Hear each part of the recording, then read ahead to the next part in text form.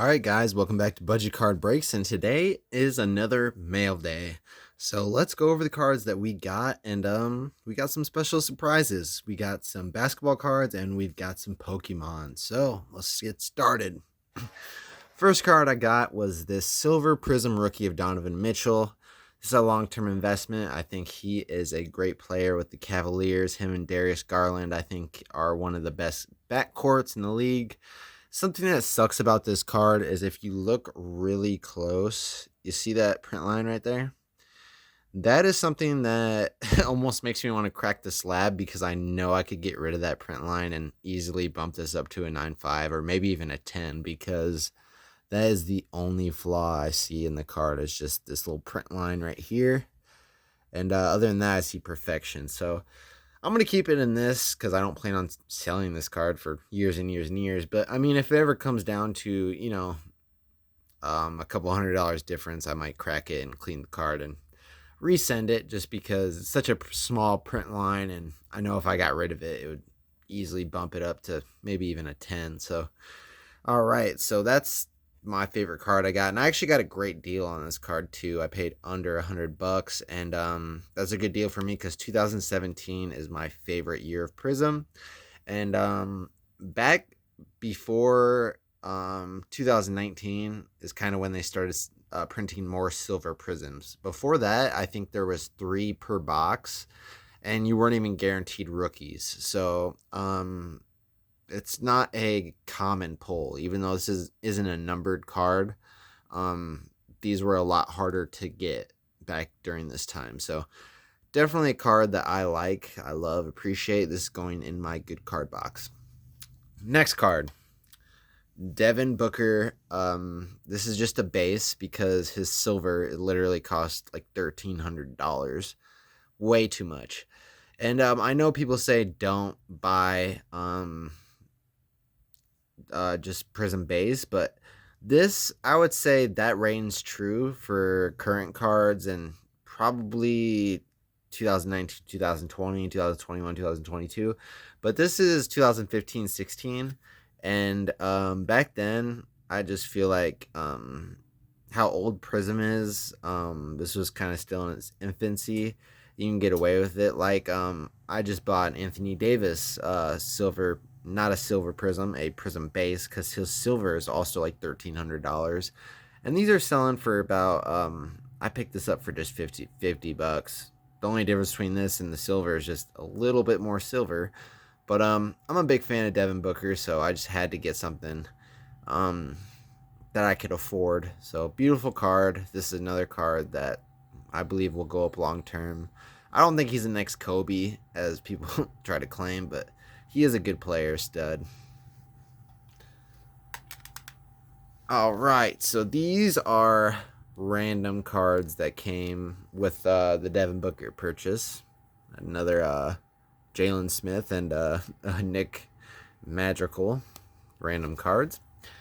Okay, so I ordered this Flareon, and it kind of sucked because I thought it was in much better condition. I love how they have just Flareon.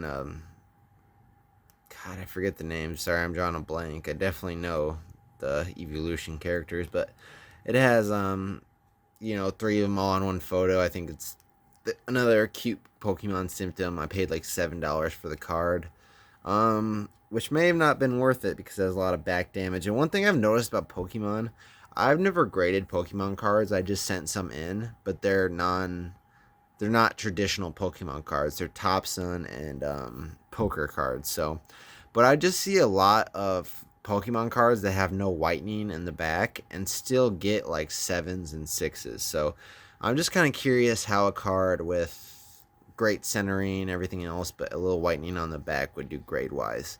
I'm sure I'll find out eventually. But the person that sold me this card probably felt bad that they gave me a card in crappy condition, especially because I specifically asked about the condition. So they left me all of these cards. I realize these are unlimited and not worth a lot of money. But like I said, most people put these in binders. I have one Pokemon binder, and actually it's a $125 binder just because it's from 1999. And that binder's filled. So cards like this, yeah, they're like 15 cents, 30 cents, but I could definitely see in 20, 25 years these cards being original base set cards going up to $3, $4, which doesn't sound like a lot, but when you have hundreds and hundreds of them like me, um, they start to, make a little bit more sense, which I could definitely see in the future. I mean, this is base set. And these aren't readily available. You can't go to the store and get them. You have to get in good condition, you have to know someone who's kept these cards for 20, 25 years, kept them in good condition. And as time goes on, you'll see less and less of these cards available, which I believe with inflation, time going by, prices will rise on these cards. Not to a crazy amount, but when you think about it, a 33-cent card and it goes up to $3. I mean, that's a great return.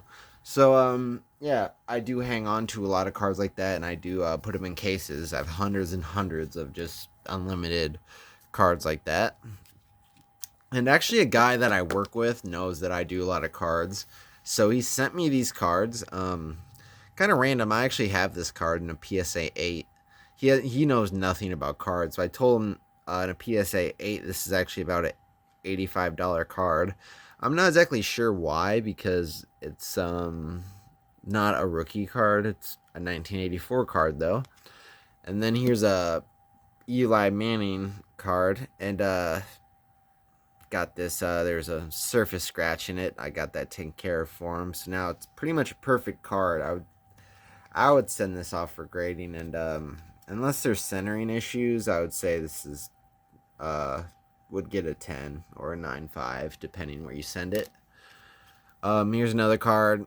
I did my best to try to clean it up, but cards with these kind of backs, they're really hard to do. But another $35, $40 card. I didn't bother looking up this Ken Griffey Jr., but I'd assume it's probably maybe $5. But so I got these cards ready for him, and actually this Eli in a 9 goes for about $130. So I'm gonna recommend to him maybe send him to grading. I don't think he'll do that, so maybe there's a card show this weekend. Maybe I thought I'd go with him and see if we can get these cards sold, but I'm very wary that dealers may not want to pay cash for cards like this.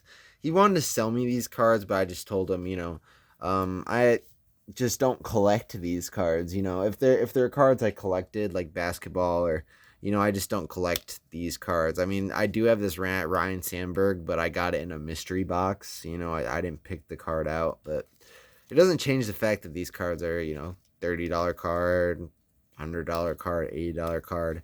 So that's kind of cool. He trusted me to take these home and clean them up for him, so I did that for him. So that's the video. Let me know what you guys think. I thought I got a pretty good deal on all these Pokemon cards, because literally I paid like $7 just for this, and all these cards were extras. So that was cool. And definitely favorite pickups of the day are gonna have to be this. Next card I have my eye on in terms of base is I'd like a Jokic base. I also have my eye on a timeless moment. I've been a lot of timeless moments cards. In the future, I think you guys will see me with some timeless moments cards. And I think it's kind of ironic that that's like the main hit of the set, other than the downtown cards. And the Jokic and all those are going for like $400, and the box costs $1,000. So if you're getting like the best hit, the timeless moments, that's what everyone wants. I mean, if you're not hitting Steph Curry or Jokic, you'd think you'd get your money back, but no. So hopefully I'll be able to pick up that Jokic. I get paid tomorrow, so we'll see about that. I'm actually committed to buying some cards, so I might have to wait on the Jokic. But yeah, overall I'm happy with the cards I got today. Let me know what you guys think about the video. See you guys later, next time I get mail.